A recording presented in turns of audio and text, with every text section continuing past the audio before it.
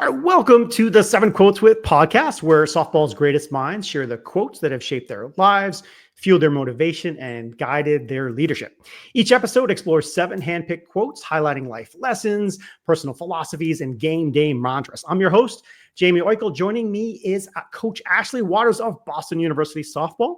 Coach Waters is in her 10th season as the head coach of BU, is a 6 times Patriot League tournament and regular season champion, and a 5-time Patriot League Coach of the Year. So you're killing it up there in Boston. But let's go back in time with me, if you will. Tell me one of your first softball memories from childhood. So my mom has been involved with the Amesbury High School softball program since the 80s. So I was born in 1986, and I feel like I was born on the field. So she pretty much brought me to games, put me on a blanket, gave me some snacks, and she would go coach the JV, and then she'd go help with the varsity.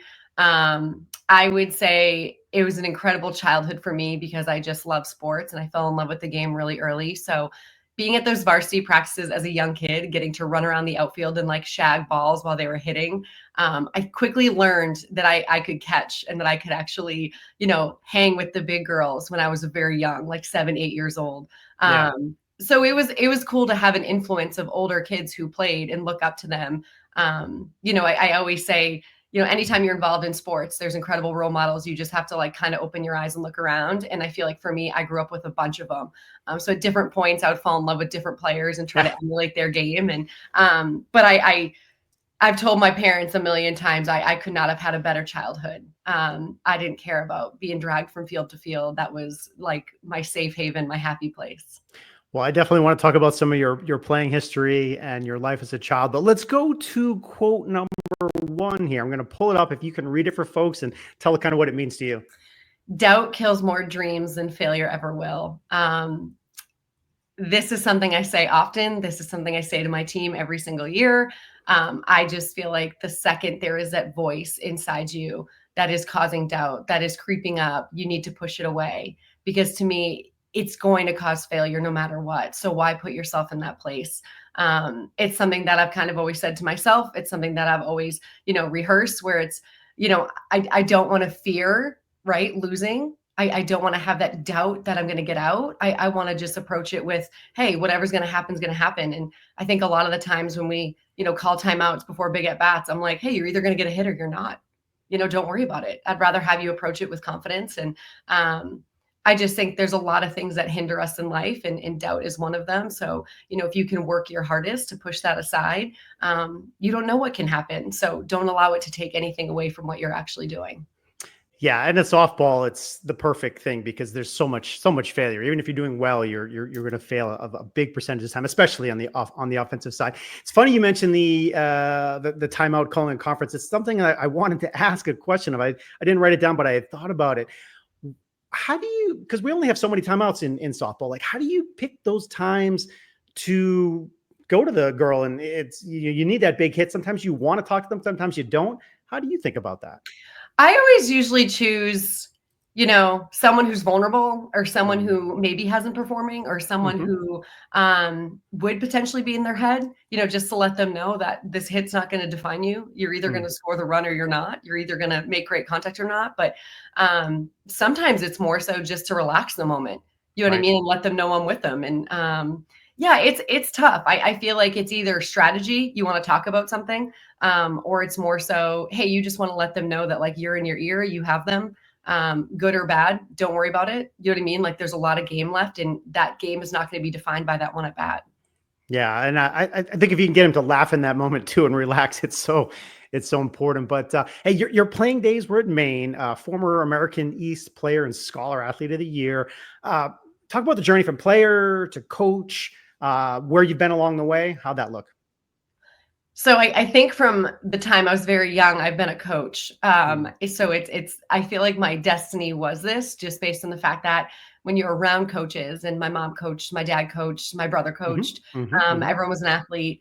I feel like when you're around that all the time, you start to tell people what to do because you feel like you know everything. So I'm sure some of my teammates would let you know that they were tired of hearing from me in high school and in college. But I genuinely love the game that much. So I think for me, I've always had this coach side, and Even when I played, I wanted us to perform our best. I wanted us to win. So I was always willing to like, tell people what to do, help people. I think as I've Yep. gotten older, I've learned a more tactful style of saying those things. But yeah, I was just such a competitor. I loved to play the game, and I would do anything to win. So I feel like I would consistently, want to teach people different things. But I've always been this person, and I loved my high school career. I had a really great time, and choosing Maine. Yeah. I wanted to stay close to home. I wanted to be, within driving distance. I find value in having your parents in the stands. I found value in having them Sure. close by, and looking up and seeing them matter to me. So even though they traveled all over the country, and I should have just maybe put that in mind a little bit more, that they were going to follow me wherever I went. It was nice to have them, on a weekday game. So, but I loved my playing career, and I had a really great time and met some really great teammates. But I think I Yeah. developed at each different stage to become, this person. Right from playing into coaching, gap in between. So I went down my junior year. The Breakheads called me, which is like a team out of Connecticut. They're in Mm. Stratford, Connecticut. They have an incredible history, a lot of national titles, a lot of national championships. But it was pretty much where like the cream of the crop went when you were a college athlete. So Yeah. they had funding to be pro. They lost their funding. They went back amateur. So when I was coming up, that was an honor. I went down and played there my junior year and my senior year. So I was playing, and I played as long as I possibly could. So I was coaching like a showcase team. I went back to Maine my 5th year to help out, and I coached for a semester, and then moved on. And but yeah, I got to play like, semi-pro, and then coach a travel ball team in that area, in the Connecticut area. And then I think when it was time to hang up the cleats, I knew that I wanted to be in college coaching. So I honestly sent a resume to Harvard and Hmm. Hmm. got the job. Tell me about the Harvard assistant coach at Harvard. Great school, obviously. Good softball program. What does softball look like there? How long did you spend before you ended up at BU? So I was at Harvard for 3 years. Mhm. And when I applied, obviously I was, transitioning in that period of, I'm from Massachusetts. So Mhm. it was a good time for me to come home. So I think, Coach Allard liked that part where, I had some family here. I obviously had familiarity with the area. So, Yep. I think the first time I talked to Coach Allard, I think it was an instant connection of, I felt really comfortable talking to her, and it was I was appreciative that she gave me the chance, and I think she Yeah. recognized how much I loved the game and how competitive I was. And so yeah, I mean, I worked for her for 3 years, and it was probably the best thing that could have happened to me, because it was my first recognition of what the high academic kid is. And it's Yep. not that I didn't try in school or do really well in school. It was the fact that there is a different type of animal that goes to an Ivy League. That is a kid who is top tier academically. That is a kid who plays the game because they genuinely love it, because their time is sacrifice. And I think I realized how much I valued that kid and how much I loved coaching that kid. So when BU called, it was a no-brainer, because I do feel as though it is a similar kid that goes to Boston University. And I think I had, maybe different plans prior to that. I think I wanted to, chip away and move my way up and be in a Power Four, and be in the World Series and all those things. And then the second I got to see a kid that loved more than softball, that was fully well-rounded, I realized that's a special kid to coach. And that's something that I would want to do the rest of my life. Yeah, that's great. That's a great story. Yeah, listen, BU, terrific academic school, highly ranked. I'm sure you see a lot of the same kids with that philosophy. And I remember, with our kids, when we tell them to go, the best quote I ever heard is, 4 years for 40, or I'm messing up how to say it, Yeah, but no, it's 4 years yeah, for 40. Yeah. yeah, it's like, where you go matters. And especially in the softball world. Yes, there is some professional softball, and I want to talk about that maybe a little bit more later. But in softball, like, you're going to go on and get a job for the most part. And you got to get ready for life. And it doesn't go to the NBA, and it doesn't go to the NFL, and things of that nature. So let's push ahead. Let's go to quote 2 for you. If you could get us going on that one. You are who you surround yourself with. Yeah. Yeah. Big one.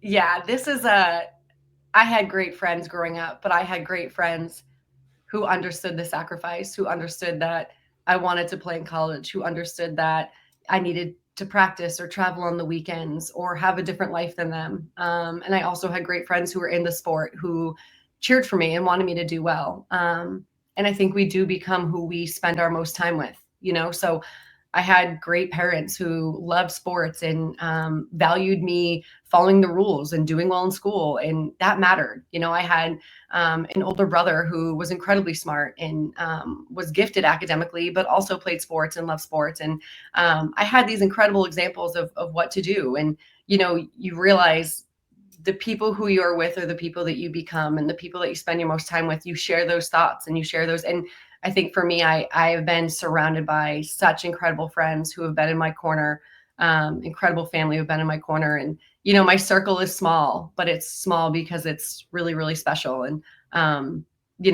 there's not a lot of people that are clapping for you. And I always say, right, if they're speaking highly of you in a room that you're not in, then you found the right people. And I have those people, and I always, I can see this going either way, right? I've seen people surround themselves with people they shouldn't be around, and where that's gone. So I always tell our kids, even now in college, right? Like you want to be with really good people who are kind, who are compassionate, who, love others, who accept others, who embrace others. And that's really important in our program. Listen, it 100% goes both ways. Several of the books I have behind me, will reference this concept. I mean, you are the average of the 5 people you spend the most time around, and that's just how it is. So if you don't, this just kind of goes for everybody. Little life lesson: if you're not happy with who you are and what you're doing, get yourself around better people. They will bring you up. Just it happens naturally. So I love that one. And real quick segue, just about the season. We're amazingly halfway through the season. Oh my God, It's crazy. It's crazy. I know, too fast. Crazy. You guys, that's too fast. You guys are doing very well. I see 6-0 in conference play, so that's off to a great start. Any highlights so far?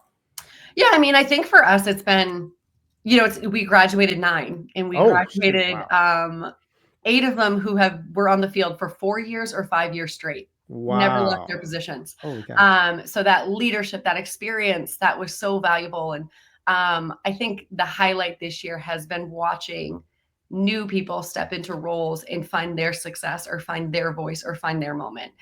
We celebrated so many moments of that class that just graduated, from the time that they stepped on the field to the time they walked off. And I think just to watch new kids have their moments, that has probably been the most rewarding for me. Right. There's a lot of kids that were waiting in the wing, and there's a lot of freshmen who have stepped in. So definitely growth, definitely a learning experience. I feel like we have had our highs and our lows, but I would say the highlight has just been the first for many. Yeah, so softball, just like other sports, it's a waiting game. You got to wait till it's your turn, and when it's your turn, step up and get ready to go. One win that I looked in your bio and I saw it, I got to ask you about. This goes back to 2018 against number 1 ranked Oklahoma. A win there, that must have been fun. Was Patty Gasso there, or are they as crazy good as they are now? Like what the heck was that like? Yeah, so we were actually in New Mexico, and it had rained, and I had gotten a call from the head coach of New Mexico, and they were trying to shuffle around the schedule, and they were trying to take away the Oklahoma BU game because we didn't draw enough fans, our RPI wasn't high enough, whatever the situation was. And I said, one of the reasons we wanted this tournament was to play Oklahoma. Right. So fortunately for us, we went to the field that day. I think we had a little bit of a chip on our shoulder, but it was Paige Lowry, and it was incredible. The kids just showed up. I mean, we won that game 4-3. It wasn't like it was a 1-0 game. It was like a back and forth, like scoring runs. But I threw 4 or 5 different pitchers. I just kept mixing it up. And the last kid we ended with was Lizzie Iannarino, and it was her first college win. And she changed up them to death. I think her changeup came in at maybe like 45, 47. Right. And they were just hitting it to the moon. And, unfortunately the moon would stop right at the fence. So we played some deep defense, but yeah, we came away with that one. And that was a moment. That was one we will never, ever forget. I think they had not lost yet. They were 3-time national champion. It was a special outing for us. Yeah, great. That's a great one. I can see your face light up when you talk about that game. So Yeah. that's Although great. then that year we did win and they sent us to Oklahoma and they run ruled us. So There you go. you can There you beat go. them once. Listen, yeah, it's hard. It's hard to beat them more than once, and Yes. there's any program in the country will attest to that same quote. Let's jump here to quote number 3. What do you got? There can be no progress, no achievement without sacrifice. Mm-hmm. I feel like this message has kind of been ingrained in me since I was young. I think my mom always said, you have to sacrifice to be the person you want to be. And that meant, getting in a car and traveling to tournaments across the country and getting on a plane or, practicing when no one was practicing, or a hot summer day I was pitching. I was the high school pitcher. And Yep. there was just different times that I felt like I was doing something that others weren't. And she continuously reminded me I was doing something that others weren't, so I could be someone that they're not going to be, or I get to experience things that they won't get to experience, or, I'll have a chance to win a college scholarship or something of that nature. And I think I just always felt like, you know, that sacrifice gave me so many gifts and so many gifts that I could never repay. So it's, you have to be willing to give to get. Yeah, there's a version of this that I love as well. And you can, it works well with the kids, the work you do in the dark is so you can succeed in the light, under the lights. That same idea. It doesn't happen by itself. It can't. I want to talk about something you must ask from yourself and your captains there. I think you had the role of captain two times, and you can correct me if I'm wrong there. Talk about the responsibilities you felt as a captain and how you share that role on your team. Yeah, I mean, I think, when you're picked to lead, whether that's by your coaches or by your peers, I mean, that's an honor in itself. Mm-hmm, mm-hmm. But it's a job. It's to me, for us, we do captains on our team and the kids vote. But to me, it's a job you have to accept. It's not something that you just get chosen and it's like, okay, it's you are an extension of the coaching staff, right? And the idea is to, not just make the team successful, but, make the culture great, right? Help kids out, be willing to give more. There's a responsibility with that. And I think, my time as a captain, I think I probably could have been a better leader. And I was so fixated on winning. I wasn't necessarily fixated on feelings. And I think now if you flip to, 2025 and what this is, the feelings correlate with winning. Mm-hmm. If you make people feel great, they're going to perform great. And I think the captains have a responsibility in that. There's small things that they can manage and handle, but like those younger kids coming in, right? They need direction. They need guidance. They need someone to look up to. And what better than a peer who's on your team, who's willing to go that extra mile to make sure that you're okay, or make sure that you're successful, or make sure you get what you need. So I think in our program, we definitely take it very, very seriously, and it's an honor to be a captain, but there comes with a lot of responsibility, and you have to deal with me a little bit more than the others. There you go. It is a big responsibility. And let's stay with team culture for just a second more. Is there any other thing you do or things you do there that you help the kids bond, build culture, build relationships? What do you think? Yeah, I mean, I think so. We'll do question of the day every single day, which let me tell you something, it's not easy. Okay. Coming up with these questions, but more so, I have a question of the day where they have to choose a teammate. So I give them different questions. For example, like, okay, who do you want to have a great weekend? Who's been really working hard? Who have you noticed has been an incredible leader, right? And they name names at the end of practice. So these kids are consistently hearing, are there trends? Are there whatever? But like, it's also like giving back. It's bringing them closer. It's letting someone say a name that maybe they didn't think that kid was really looking at them or really seeing them for what they were. So I think the question of the day has been something that, the past couple of years, our kids, they literally at the end of practice will not leave until I ask one. So they have bought into that, but a lot of conversations just about kindness, as simple as that sounds, of looking out for each other, of being a family, of actually being a family. And that means sometimes there's tough conversations, but it needs to be backed with love and respect. And, but yeah, I'm adamant about being good to each other and having an environment where people feel comfortable coming to practice. And, we alluded to it earlier. It is a really difficult institution. So in my mind, practice should be the escape. When you have 2 hours or 2.5 hours Absolutely to leave the academics behind, that should be a place where you're excited to come to, where you feel good about yourself, even on your worst days. I want you to feel like I want to be with my teammates. I want to be with my coaches. I want to be here. I want to be happy. And then, okay, practice ends, yeah, you got to put back on that academic. You got to, go to class. You got to go to study hall. You got to do what you need to do to get homework done or study for an exam, whatever it is. But like I'm adamant about that. So it's got to be a safe place and a comfortable place. And I think Yeah. we've done a really great job of that. 100%. I love that. I love having the girls talk about something we do with our squad is at the end of practice, I ask them not to nominate themselves, but nominate something you're not nominate, but talk about something else you saw your teammates do well today. And Yeah. the kids love hearing like someone else mention their name. And they recognize stuff that I didn't see. They see stuff in each other. They call each other out. They're never, and of course they're never negative. They pull out all the great stuff, and it's better coming from them than it is, from us. And so when they talk about each other, that's great. So yeah, kind of use those tips with your team. Listen, it's like that talk after the game, right? You know what to say. They know the bad things, but ask them, what was something that your teammates did good? What was good from it? And man, they pull out some gems. So I love that stuff. Let's go to quote number 4. What do you have? The day will be what you make it. So rise like the sun and burn. This is my go-to. This is my number one. This is the one that I love the most. There's something about it that like fires me up. I don't know. I read it in some random store.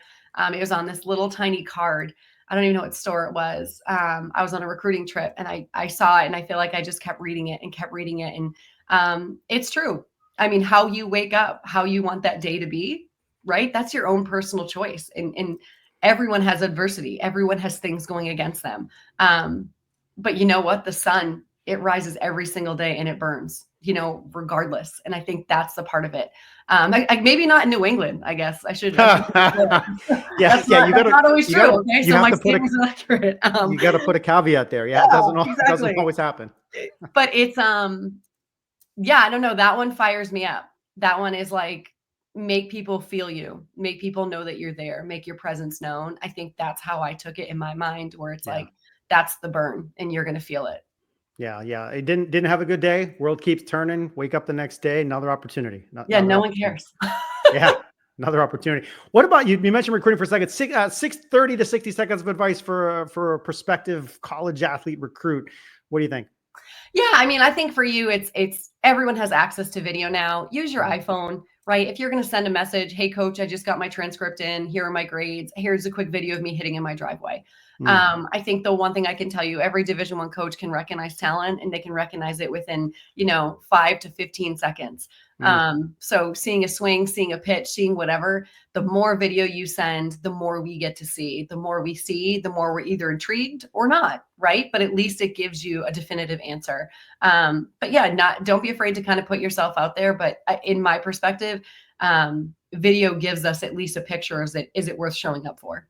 Yeah, it's amazing how far technology has come. We all have movie studios in our pocket to do lots of fun things with. The next one we go to is a big famous coach out of Penn State. What do you got? The will to win is important, but the will to prepare is vital. I am a practice girl. I love reps. I think you cannot get as many. There's not enough reps in the day. That's right. And I don't care what ability you have. If you take repetition and you take it over and over again, you will get better. And I think for us, you need to own practice. And I'm very efficient. You're going to be there for 2 hours, 2.5 hours, whatever it is. But we are going to do every rep that you can possibly do. My infield takes outfield. My outfield takes infield. My pitchers say field. They take fly balls. We're going to hit. We're going to pitch. We're going to do live. It is going to be as efficient as possible, but it is going to be game speed and highly competitive. And I feel like when you can buy into that, when you can practice as hard as that you play, then yeah, of course you're going to be a little bit more prepared than another team. Liz, we talked about this it happened to be a conversation after practice the other night, and a parent said that was just visiting us. I can't believe how much you guys got done at your practice, because there's practices out there that are like hit a ground ball, wait in line, go to BP and wait.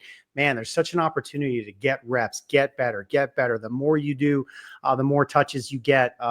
It just matters. And so please, coaches, if you're listening to this and you're not organizing your practice, if you're not labeling out exactly what's breaking down every 5 minutes, every 10 minutes, if you don't have a way to get people more reps, do it. Work on it. So not rocket science there, but critical stuff. Side note that I wanted to come back to, I saw you growing up. I grew up in Boston as well. So this is important. Boston Globe's Female Athlete of the Year. Great achievement there. Were you a multi-sport athlete growing up? I played field hockey and basketball as well. Okay. I was probably recruited more for field hockey than I was for softball, which is a fun little side note. But I love sports, and I think if I can put my 2 cents in or my plug, play as many sports as you can. Yeah. I think there's something incredibly special about high school. I think it's incredible to have different teammates, build strengths in different areas. But some of my fondest memories were that field hockey team my senior year. I love those kids. And, I played basketball with some of my best friends, and I was able to score 1,000 points, which was amazing. And there was just different moments that I look back on that were incredibly important to me that I wouldn't have experienced if my parents had, made me specialize. And there was a couple teams that asked me to specialize, and I was really grateful to have the support and the guidance of my parents to, continue to push me to do the things that I love. And what I loved was just playing sports. Yeah, it's like say it louder for the people in back. It's okay to play more than one sport. Listen, I feel bad because we're guilty. We're down here in Florida where you can literally play softball 12 months out of the year, and we are guilty of playing like 11 months out of the year. And so I do have kids that really kind of only play softball. But then middle school comes, they jump into track, they jump into volleyball, basketball. High school, we want to encourage them to do other things.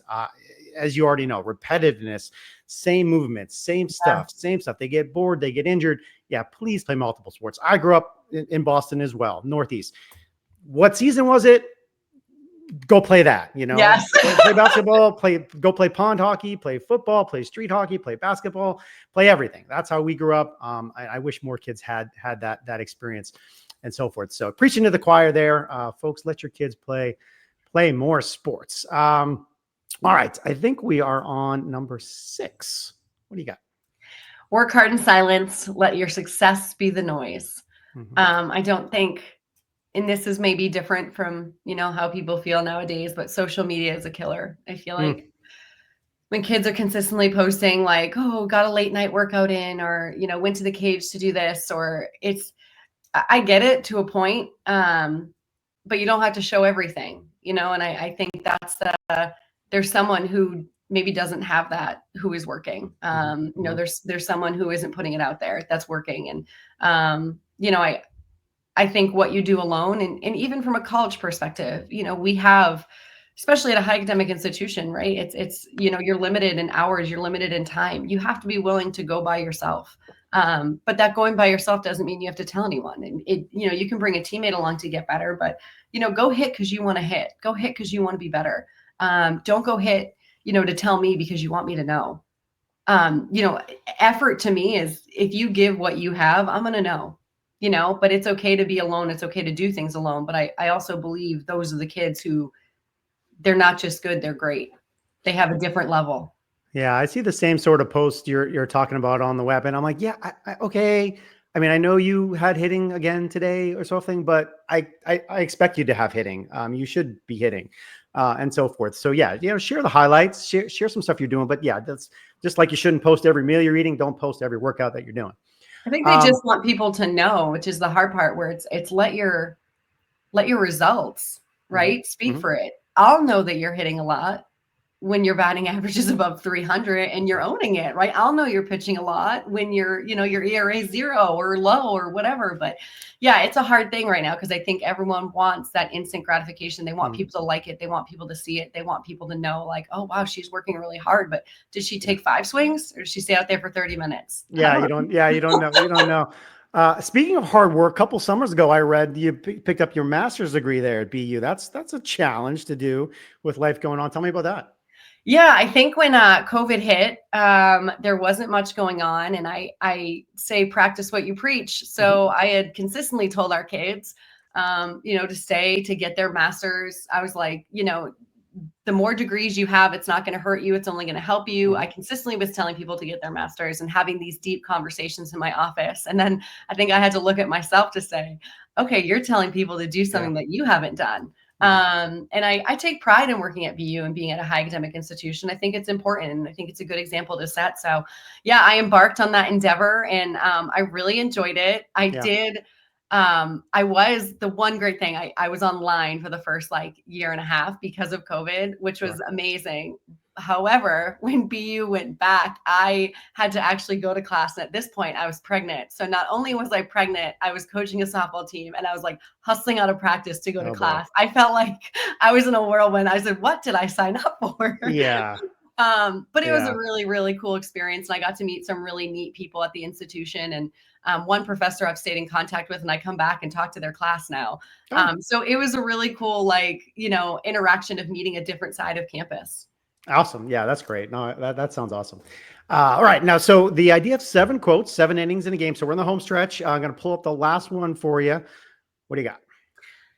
Success is a reflection of the effort you're willing to invest. So similar to what we just said, I think, the harder you work, the more results pay off. And I know in our sport you fail often, but we talk about consistency, and consistency is, hey, 3 out of 10 times is consistent, right? Yeah. So when you can do something well and it's not a lot, right, that's going to make you a really great player in our sport. And I think the more that you work, the more that you find it's easier to actually do. And I also feel like you actually can turn it around a little bit faster. I think that failure piece, right, that mental side of it, it matters. The more you practice, you feel like you're prepared. You feel like you can kind of flip out of it versus spiraling and going somewhere else and feeling like you have to rebuild or change something. So yeah, I mean, I think for us, it's, the harder you work, the more you're going to be rewarded for that. And I think that's just in general, that's just in life.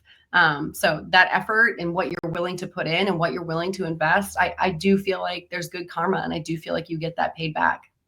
Yeah, absolutely. 100% a great life lesson there. And as we start to wrap, I want to ask you 2 kind of quick hitting questions. One is for a book recommendation. This could be something you're reading now or something you recommend to friends or teammates or colleagues. Anything come to mind? The 4 Agreements. Okay. I don't know that one. Tell me about it. Really? Yeah. Okay. Yes. You need to read this. I feel like it is as simple as it can be, but it is transformative. It has 4 obviously lessons in it. And I think the 4 lessons can be applicable to whatever life aspect you are in. So whether that is just like your home life, whether that is just like your work life, your job, your sport, whatever it is. Actually, Tom Brady, I think, read this, and then my brother read it and he kind of passed it on. But for anyone that is listening, the 4 Agreements is wonderfully powerful and incredible. And it's a really easy read, but the message is incredible. Good. Well, there you go. I'm an Amazon VIP customer. My credit card can attest to it. I will jump on later today and grab that one, get it on the bookshelf. All right. So last one, what is something that maybe not too many folks know about you? Oh God. I feel like the people who really know me, I am wildly obsessed with my dogs. I have a English bulldog named Bean. And I got her after my first season. So she's 9 years old. And yeah, she is like, it's funny. I have a child, I have a wife, I have another dog, but this dog Bean is like the love of my life. I think she is just like everything you need in loyalty and friendship. And I think when you are a head coach, you realize there's a lot of moments that are really lonely. And lonely in the sense of, maybe you feel like you failed, or maybe you feel like you're not performing, or maybe you feel like, there's just things you're worrying about, or things that are going with the team, or things that are out of your control. And I feel like I've had this constant, and this constant has been this like overweight bulldog who just like, it doesn't matter when I roll in, she is like by my side every night. We sleep together. Like, it's just, yeah. So I think that's the one thing that maybe people don't know is I'm obsessed with this. And I love my other dog. Don't get me wrong. Well, I was going to say, does dog two know this? Yeah. My heart is big enough to love all these things. I don't know if people really know that there's, Bean is my, like, when I'm away from home and I'm whatever, it's great. her that I'm, kind of missing and thinking about. Oh my gosh. Good. Well, all right. Listen, share the BU socials or your websites or where folks can find more about Terrier softball. So we have Terrier softball on Instagram. We have Terrier softball on X. Obviously we have Terrier softball on Facebook as well. Yeah, it's look at our website. We have goterriers.com. Yeah, there's you'll be able to find a plethora of information just about the team, get to know the kids, and kind of see our adventures as we go here the next 6 weeks. Yeah, there you go. Any other parting thoughts we didn't hit on, or anything you'd like to close with? No, I think this is wonderful. I think that there's always quotes, and there's always reasons behind quotes, and there's always things that register. And maybe if it registers with one person, you change that person's day, week, month, year, and I think that's really vital. So I thought this was very cool. I root for Yale because the Bulldogs, so I technically cheer for your daughter a little bit. But yeah, I'm just, this is very neat. So I'm grateful that you gave me the opportunity. Well, yeah, thank you for joining me. Yeah, we were introduced by Coach Laura, who my daughter plays for at Yale, and Coach Laura just raved about you. So I'm glad that we were able to connect and get you on. Folks, Coach Ashley, head coach there at BU Softball. You can find them at goterriers.com. Please do us a favor, like the show, share it. We're new, so second episode coming out. I want to share the word, so please like it, review it, rate it, share it with folks to get the word out there. We appreciate it. Thanks, Coach. Thanks so much.